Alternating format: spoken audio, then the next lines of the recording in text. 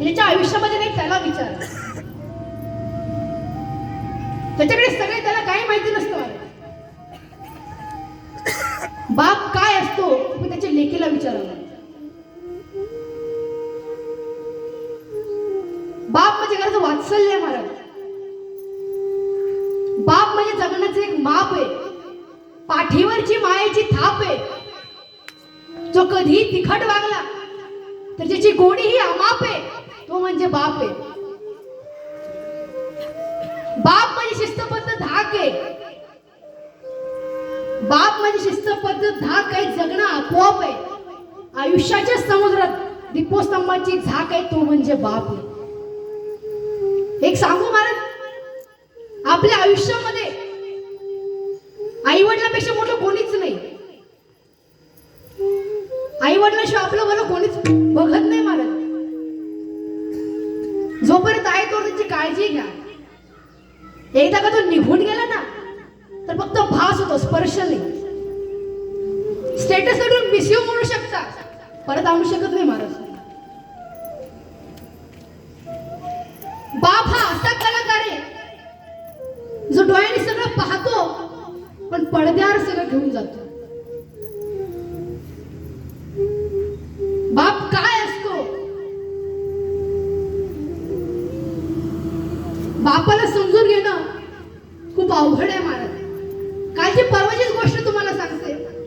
एका मुलानं त्याच्या बापाकडे फोन मागितला, आयफोन 15 मागितला. त्याची प्राइस काहीतरी 1,35,000 असावी महाराज. वडील देऊ शकले नाही. वडिलांचा पगार 25,000. 2-3 ठिकाणी उसनं मागून पाहिलं, लोकांनी दिलं नाही. पोरगा काकूच दिला आला. पोरानं शेवटी स्टेटस ठेवला, नाद केला आणि वायाला गेला. असा स्टेटस ठेवून पोरानं आत्महत्या केली.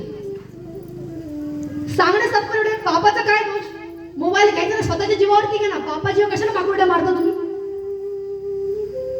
घरातून बाहेर पडा, मग तुम्हाला अक्कल येईल.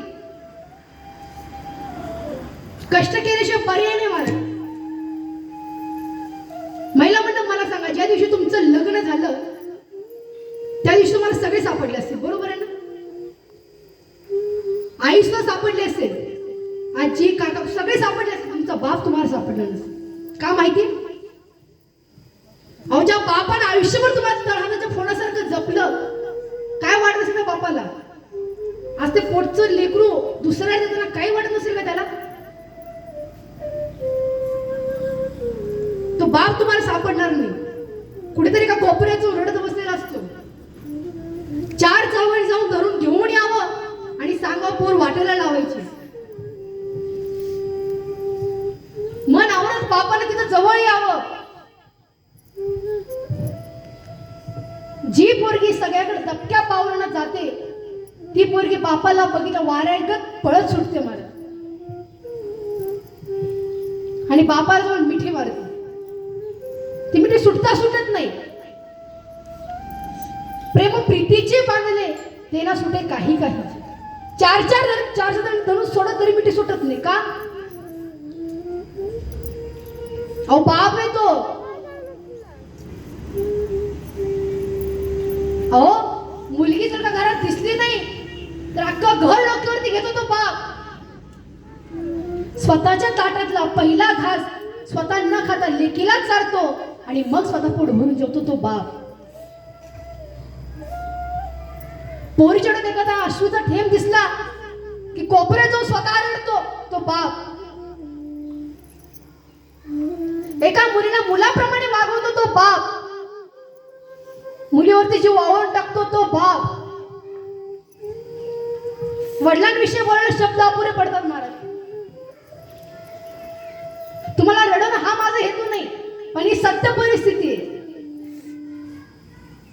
मला सांगा, ऐनवेळी दिवाळीच्या सणात तुम्ही जर का घरी गेलो, वडिलांची परिस्थिती नाही, परिस्थिती नसताना तुम्हाला 5,000ची साडी घेऊन देईल आणि स्वतः भर दिवाळीच्या सणामध्ये फाटक्या बनेलामध्ये राहील तो बाप.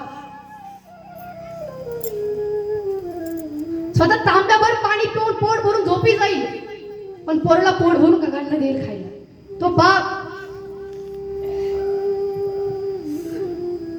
महाराज भगवंताची सेवा केल्याने गेलेल्या आई वडील परत मेले मी ऐकलेलं नाही, पण आई वडिलांची सेवा करा महाराज, देव तुम्हाला भेटले.